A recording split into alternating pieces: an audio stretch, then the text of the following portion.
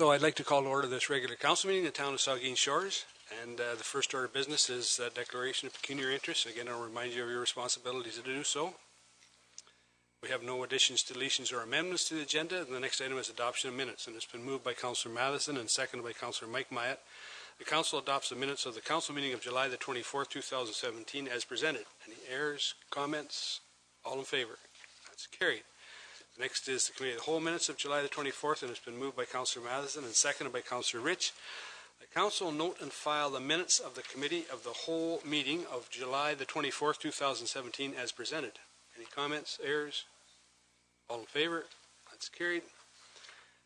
So the next item is the Community Services, Parks and Recreation report, and its motion is it's been moved by Councillor Rich, seconded by Councillor Matheson, that Council of the Town of Saugeen Shores adopts the Community Services, Parks and Recreation report dated July the 24th, 2017, recommending the following.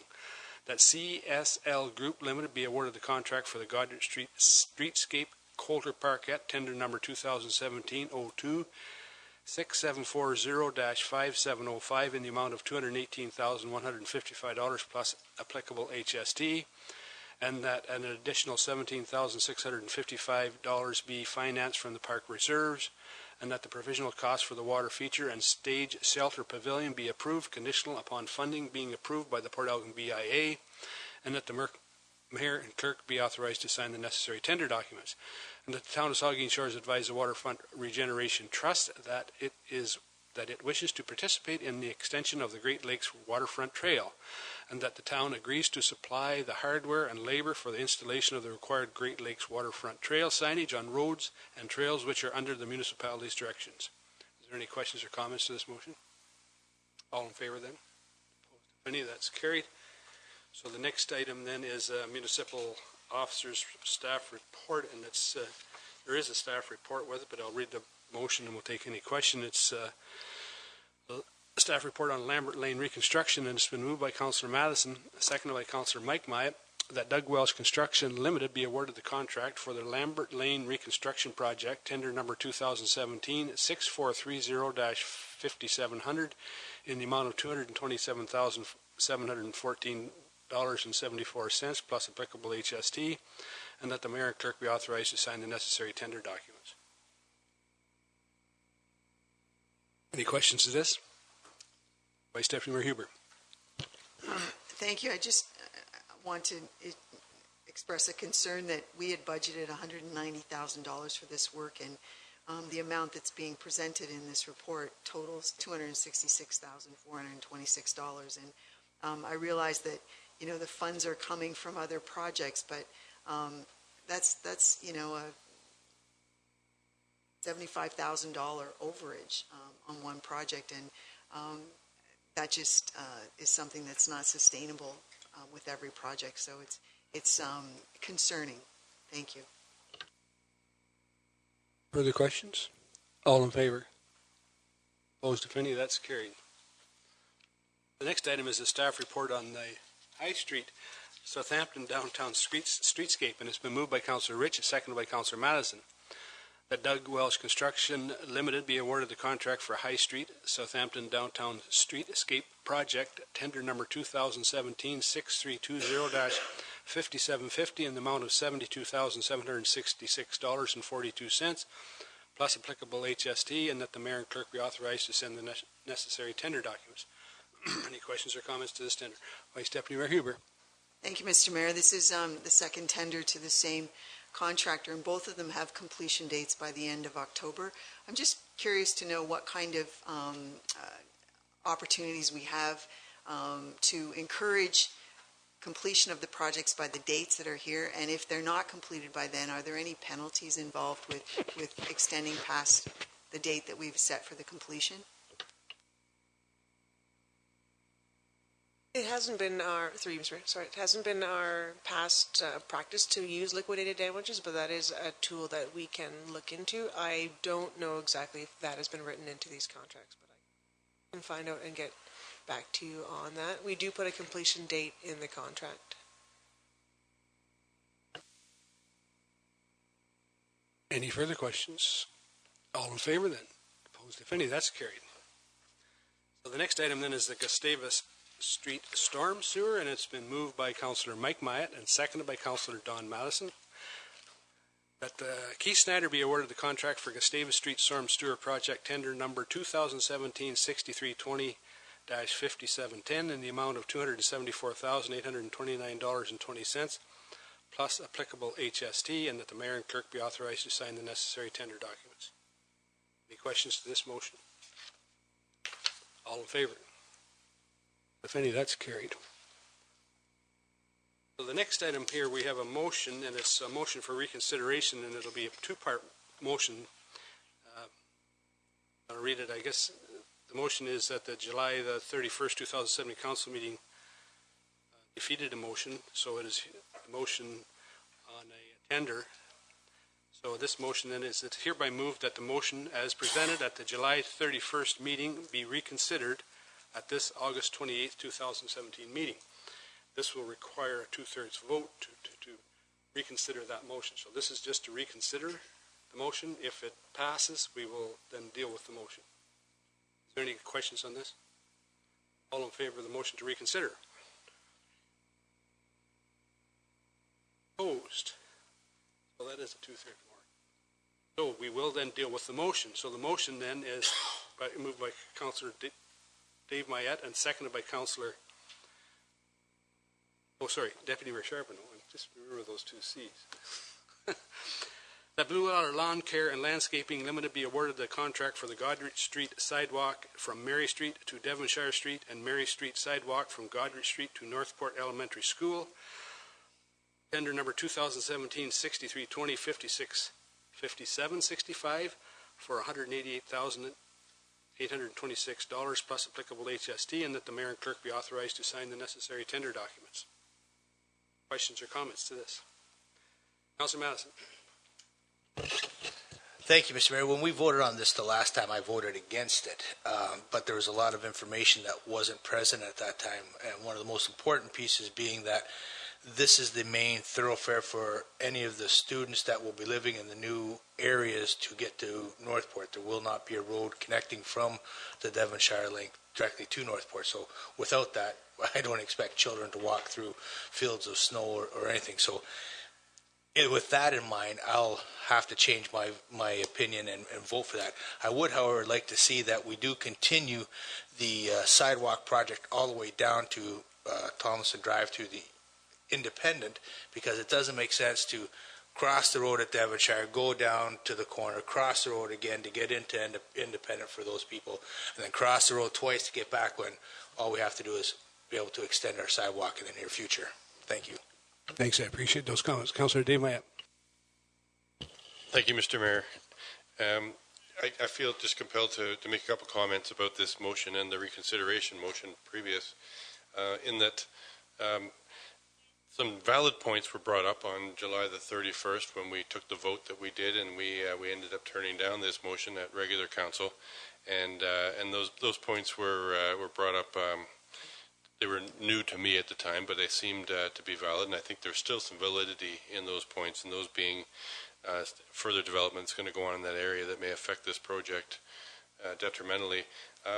But I think the time to raise those points was not at that council meeting. The time to raise those points is during budget times, and whether myself or anybody else, it's our duty to challenge those projects where we see fit. If we see shortcomings, then to bring them up, but it's important to do that at the proper time. So I too will be reconsidering my vote on this issue. Thank you. Councillor Minaj. So I feel like the reasons being given are obviously valid for the connecting the sidewalk for children's use, in particular for the school, and I don't think I ever spoke against that reason. And I'm being advised, and obviously behind the scenes, that the inappropriateness of challenging a piece of work at the tender stage, that it should have been done during the budget stage.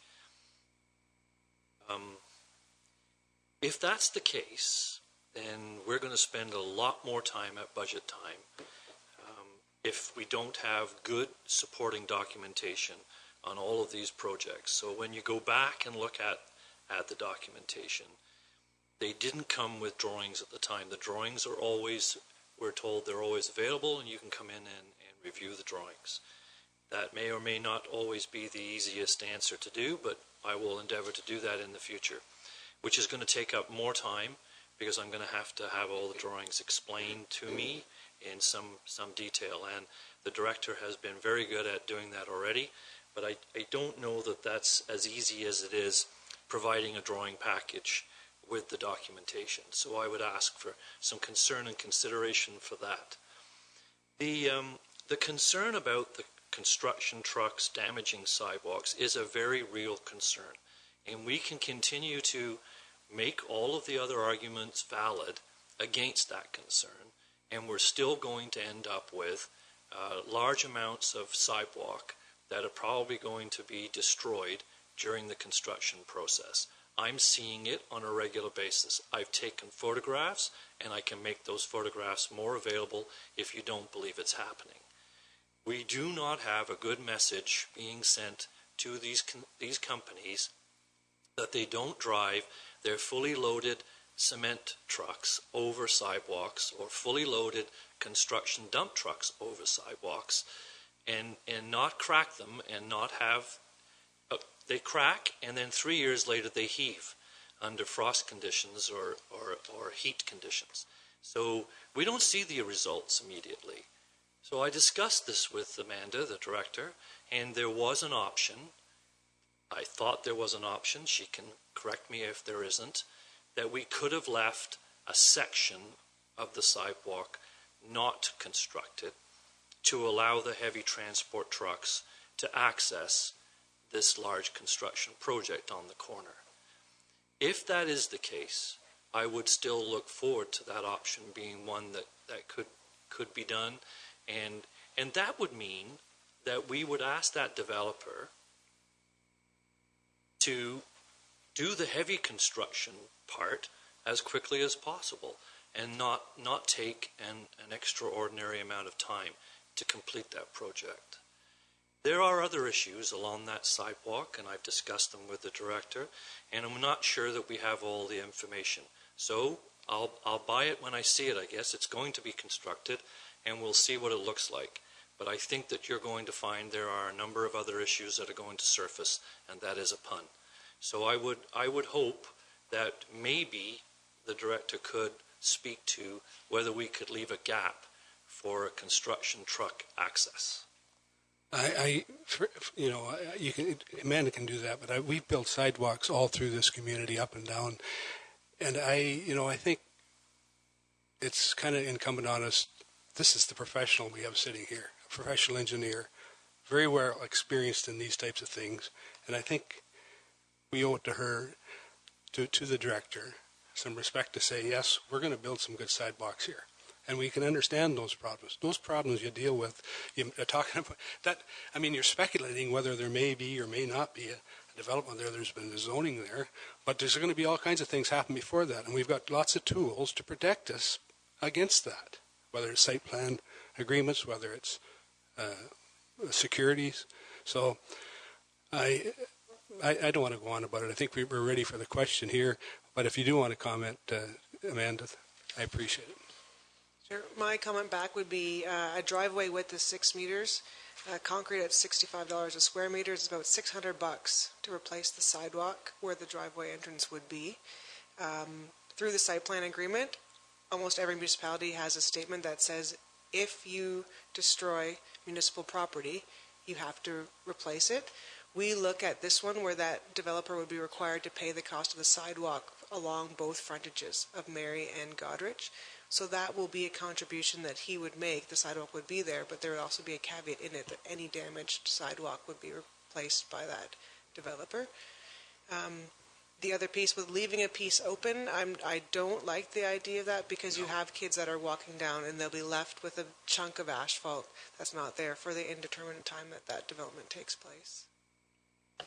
Vice Deputy Mayor Huber.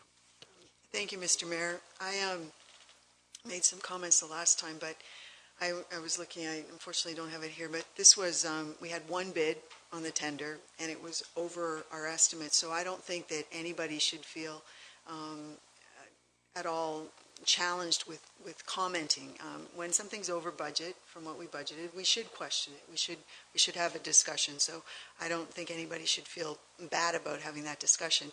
I do think, though, that this is a stretch of sidewalk that we really would do it some service to give it a second look. It's alongside the highway.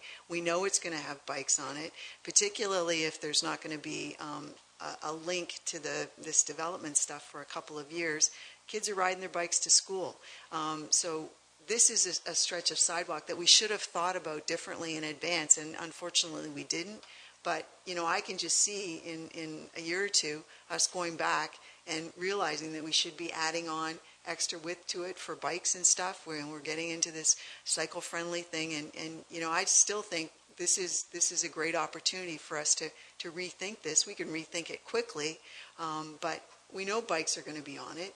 And what message are we then sending out that, you know, we're okay with that? We're encouraging children to use the sidewalk for their bikes, which is the safest place for them to be, by the way. But that's not allowed. So I feel the same way that I did the first time that I saw this. But when something's over budget, I think we should question it. And so that's what we did. Thank you, Mr. Mayor. Councillor Mike Myatt. Well, thank you, Mr. Mayor. And I think we did have a very good discussion on this a few weeks back, and I'm still voting in favor of it. I'd like to thank Councillor Myatt for bringing this forward tonight. I did have some new information questioning in terms of the section of trail. I think anytime we put a section of sidewalk in that makes it safer for kids in our community, I think that's the absolute right thing to do. The question I did have to you, Mr. Mayor, to Amanda, the Director of Public Works, I'm just wondering, Amanda, that section of trail, I have two questions. There are kids going to ride that sidewalk with bikes, no question. As they're coming from the new subdivisions to the north to get to the school, no doubt they're going to be riding bikes on it with pedestrians. The question I have is, can we designate that section of sidewalk? I guess suppose we can do anything as a council, but can we designate that section of sidewalk as a section that pedestrians can only walk on it, but cyclists can ride bikes on that section from Devonshire to Mary Street? That's my first question. Secondly, moving cyclists north-south, yes, we have the rail trail, and then we have the trail down below the hill through the bush trail. What do we have in store for the future, Amanda, in terms of whether it's a transportation study, how are we going to move from cyclists north-south? If it's not on Godrich Street, we're not going to put a bike trail along that busy four-lane highway. How do you see cyclists moving north-south, west of the highway? And so there's two parts there. Can we designate one section as multi-use? And secondly, what's in store for transportation cyclists north-south on the west side? Through you, Mr. Mayor. We are endeavoring on a transportation master plan next year. There's money set aside in the DC funding to do that. Jane and I are working together to add to some additional FCM funding to include a cycling commuting piece of that study. So that would be specific funding to see how we can get cyclists commuting. We know there's a big population that will cycle to Bruce Power from both Southampton and from Port Elgin. Right now the vision is that Devonshire will take cyclists down from the rail trail or Highway 21 to Bruce Street, and then Bruce Street out to 25. That's where the Great Lakes Trail also connects through down to Kincardine. So that's the vision right now, but it'll be dependent upon what the master plan comes out with. With that, if that plan comes out and says, yes, the bike route should be on 21, commuting cyclists tend to be on road, but in this instance, we could look at adding an asphalt walkway or asphalt pathway behind the sidewalk. So you would have curb, grass boulevard, concrete sidewalk, and then asphalt dedicated bike lane. Well, Mr. Mayor, I know you don't want to prolong this too much longer, but just with Bruce Street, you mentioned an interesting point about Bruce Street. With the new sections of Bruce Street that we've constructed over the last 2, 3, 4 years, have we built it wide enough to accommodate, say, a 3-foot bike lane on the east side of Bruce Street, down to kind of Route 25, say? So, through you, Mr. Mayor, the area for sure down by Buckby, Pearson, and Sunset, that's all 26-meter right-of-way, and the new stuff is wider right-of-way as well. There's the piece in between, I can't comment between Joseph and, say, Gustavus as if what it is, but I believe it's the more narrow right-of-way through that existing section. Thank you, Mr. Mayor. Okay, are we ready for the, Councillor Madison, one more question? I think we're ready. So, can we have a caveat put into the agreement that once construction does begin, that the builder have to pay the cost of a crossing guard to go across Mary Street? Because once the construction's there, the students will have to be crossing across to the south side of Mary Street? I don't think we can alter the tender now. I think if we need to do that, I suspect that's going to be answered. Do you want to answer it? So, in the past, the school board crossed the students across Waterloo Street at the crossing. That's Penelope's house. I don't know how else to describe it at the corner there. But when this motion first came forward, the idea was that the construction would be done such that that crossing guard wouldn't be required. At the end of last year, the school board came back and said they can no longer provide that service. They can only cross their driveway. So because it's a municipal right-of-way, we have to provide that crossing guard until this construction is done. So I don't believe it's Blue Water's responsibility either.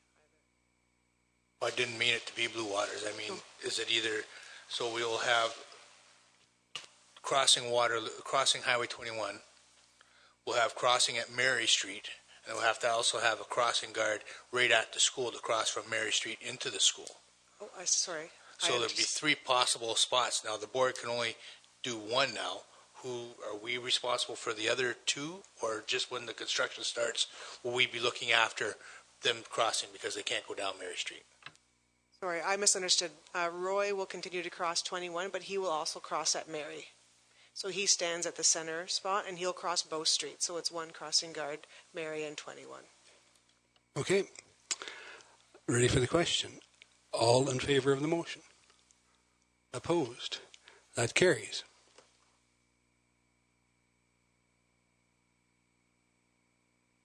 So the next item on the agenda is bylaws, and the first one is bylaw to authorize the Port Elgin BIA funding. Oh, sorry.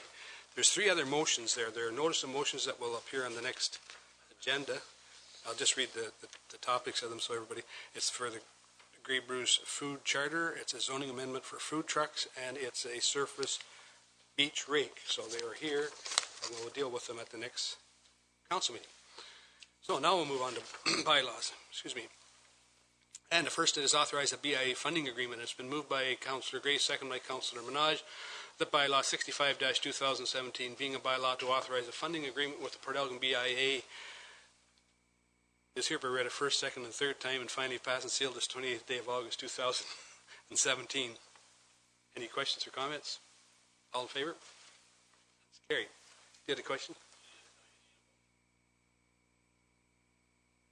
No, that's only for committee of the whole. All 11. We need to be done by 11 here. So the next item is a bylaw to authorizing naming of a bridge over Saugeen River, and it's been moved by Councillor Grace and seconded by Vice Deputy Mayor Huber. That bylaw 66-2017 being a bylaw to name the bridge over the Saugeen River on Highway 21, town of Saugeen Shores, is hereby read a first, second, and third time and finally passed and sealed this 28th day of August 2017. Questions or comments? Jim Watson. I've been practicing. All in favor? That's carried. It's been moved. The next item then is official plan amendment for South Rankin, and it's been moved by Councillor Rich, seconded by Councillor Madison. The bylaw 67-2017 being a bylaw to adopt amendment number 10 to the Town of Saugeen Shores Local Official Plan 90-2012 for lands known municipally. As Part 1, Plan 3R 1524 South Rankin, Town of Saugeen Shores is hereby read a first, second, and third time and finally passed and sealed this 28th day of August 2017. Any questions or comments? All in favor? That's carried. Next is a rezoning for 194 Concession 6, and it's been moved by Vice Deputy Mayor Huber, seconded by Councillor Minaj. The bylaw 68-2017 being a bylaw to amend zoning bylaw number 75-2006, being the comprehensive zoning bylaw for the town of Saugeen Shores by Paul Carrier for lands described as South Rankin East Division, town of Saugeen Shores, is hereby read a first, second, and third time. Finally passed and sealed this 28th day of August 2017. Any questions or comments? All in favor? That's carried. Next is a rezoning on Saugeen Street, and it's been moved by Vice Deputy Mayor Huber, second by Councillor Minaj, that bylaw 69-2017, being a bylaw to amend zoning bylaw number 75-2016, being the comprehensive zoning bylaw for the town of Saugeen Shores for lands described as 194 Concession 6, town of Saugeen Shores, is hereby read a first, second, and third time and finally passed and sealed this 28th day of August 2017. Questions or comments? All in favor? That's carried. The next item is an agreement to fund the transfer payment agreement. Authorize? No, sorry. 70? Yes. Saugeen Street. I must have announced the one wrong. So the next one then is the Alice Street one. Saugeen. Yeah. Okay. So it's been moved by Councillor Matheson, second by Councillor Rich, that bylaw 70-2017, being a bylaw to amend zoning bylaw number 70-2006, being the comprehensive zoning bylaw for the town of Saugeen Shores, is hereby for lands described as Part 1, Plan 3R, 8364 North Alice Street, town of Saugeen Shores, hereby read a first, second, and third time and finally passed and sealed this 28th day of August 2017. Comments, questions? All in favor? This is the agreement, right?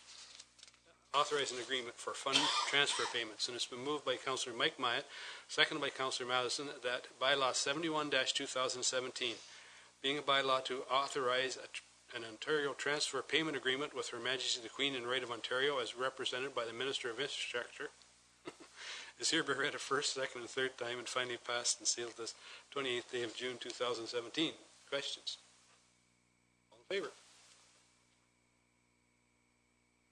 Northport Meadows Subdivision Agreement. It's been moved by Councillor Minaj, seconded by Councillor Grace. That bylaw 72-2017, being a bylaw to authorize the entering into of a subdivision agreement with various construction and installation, is hereby read a first, second, and third time and finally passed and sealed this 28th day of August 2017. Any questions, comments? All in favor? That's carried.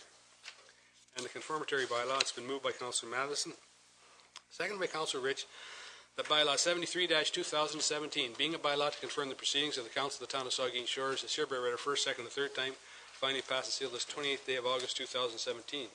All in favor? That's carried. It's been moved by Councillor Matheson, seconded by Councillor Rich, that this regular council meeting of August 28, 2017, hereby adjourned at 10:03 p.m. All in favor? We're adjourned.